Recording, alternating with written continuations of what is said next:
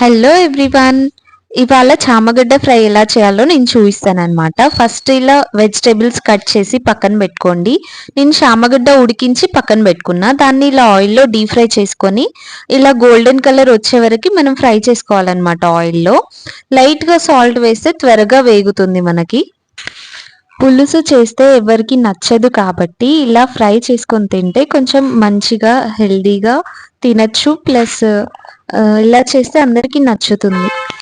ఒక ప్యాన్ తీసుకొని ఒక 2 టేబుల్ స్పూన్ ఆయిల్ వేయాలి. అందులో జీరా వేయాలి, ఇంకా కర్రీ లీవ్స్ వేసుకోవాలి, తర్వాత చిల్లీ వేసుకోవాలి. అవన్నీ వేగాక ఆనియన్స్ వేసుకొని ఇలా ఫ్రై చేసుకోవాలి. లైట్గా టర్మరిక్ పౌడర్ వేయండి. అండ్ తర్వాత ఒక 5 మినిట్స్ వదిలేసి టమాటోస్ వేయండి.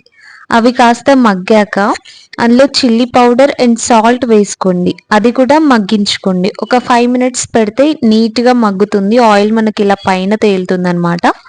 ఇలా తేలాక మనం ఇందాక డీప్ ఫ్రై చేసుకుని పెట్టుకున్న చామగడ్డ ఏదైతే ఉందో అది ఇందులో వేసుకోవాలన్నమాట. అది యాడ్ చేసుకొని మంచిగా మిక్స్ చేసుకొని ఒక 5 మినిట్స్ చాలు. 5 మినిట్స్ వదిలేస్తే కుక్ అయిపోతుంది. ఈ ఫుడ్ ఐటెం నచ్చితే లైక్ చేయండి. నెక్స్ట్ ఫుడ్ కోసం కమెంట్